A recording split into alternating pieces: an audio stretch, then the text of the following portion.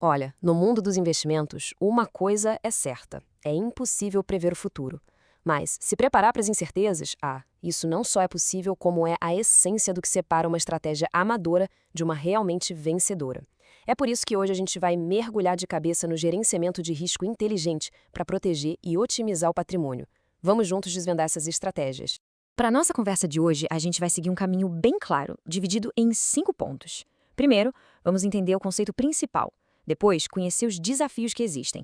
Aí, a gente olha para dentro, para o autoconhecimento. Em seguida, vamos ver as ferramentas práticas e, por fim, como manter esse cuidado sempre ativo. Então, vamos lá. Começando pelo básico. O que exatamente significa gerenciar riscos? Muita gente acha que é fugir do risco a todo custo, mas não é bem por aí. Na verdade, é o contrário.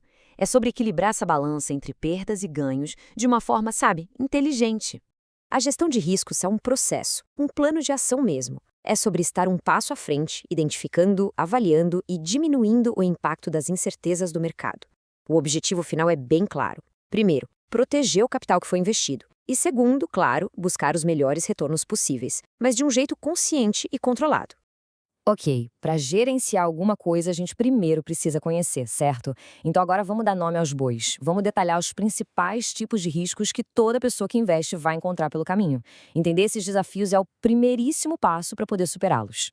Basicamente, dá para a gente agrupar esses desafios em 4 grandes categorias que vamos ver agora em detalhe. Tem o risco de mercado, o de crédito, o de liquidez e também o operacional.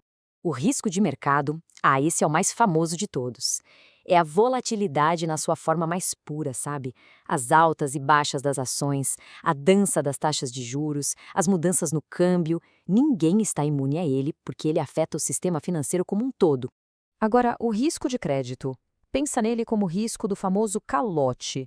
Quando alguém investe num título de dívida, não importa se é de uma empresa ou do governo, sempre existe aquela chance de quem emitiu o título não pagar o que deve. Por isso, é fundamental investigar a saúde financeira de quem está pegando esse dinheiro emprestado.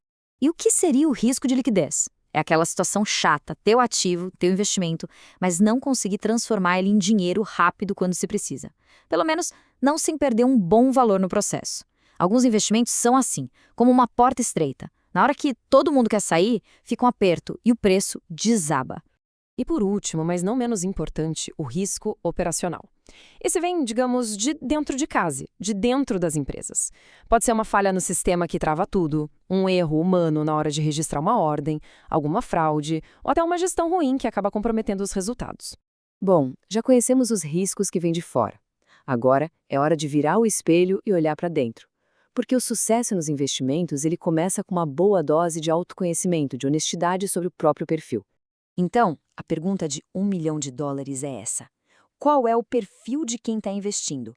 O quanto de risco se está realmente disposto a correr para buscar um retorno maior? E olha, não tem resposta certa ou errada aqui. A única resposta que importa é a pessoal, porque é ela que vai guiar toda a estratégia de investimento. E para descobrir esse perfil, tem alguns fatores que a gente precisa analisar. A idade conta, a situação financeira atual também, os objetivos de vida, em quanto tempo aquele dinheiro vai ser preciso e, talvez o mais importante, qual seria a reação emocional ao ver o patrimônio cair um pouco. De forma bem geral, os perfis ficam num espectro. De um lado, tem o perfil conservador, que a prioridade número 1 é segurança, é preservar o capital. Do outro lado, tem o arrojado, que entende que para buscar ganhos maiores é preciso encarar as turbulências do caminho. E claro, existe todo um universo de perfis moderados entre esses dois extremos. Ok, a gente já entendeu os riscos, já falamos da importância de conhecer o próprio perfil, então chegou a hora da ação. Vamos ver agora algumas das ferramentas e estratégias mais eficazes para proteger um patrimônio na prática. E para começar, nada como a sabedoria de Warren Buffett. Ele tem uma frase que é simplesmente genial. A diversificação é uma proteção contra a ignorância. É perfeita porque resume uma grande verdade. Ninguém tem bola de cristal para saber qual ativo vai performar melhor. A ideia aqui não é só não colocar todos os ovos na mesma cesta, mas escolher cestas que não balancem todas juntas, sabe? É buscar ativos que não tenham correlação.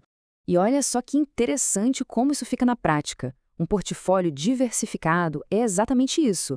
Capital distribuído em diferentes classes de ativos. Um pouco em ações, um pouco em renda fixa, uma parte em investimentos internacionais, fundos imobiliários. A lógica é que se um setor vai mal, o outro pode compensar, o que suaviza as perdas e dá mais estabilidade para a carteira toda.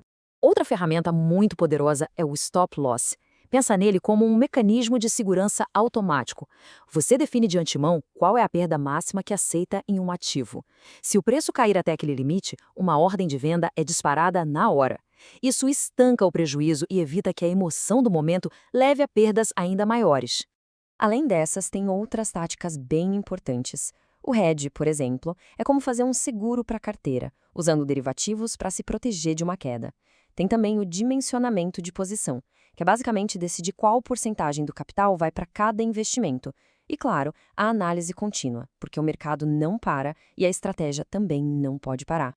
E isso nos leva direto para a nossa última parte.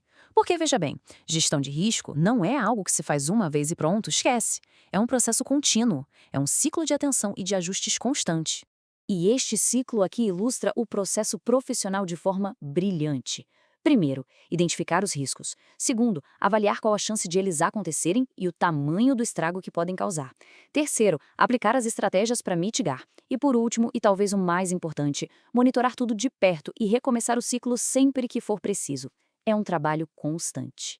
Então, a mensagem principal é esta: uma gestão de risco que funciona não é um ato isolado, é um processo vivo, dinâmico. O mercado muda, os nossos objetivos mudam e a estratégia precisa mudar junto, com revisões e ajustes contínuos para continuar protegendo o patrimônio de verdade.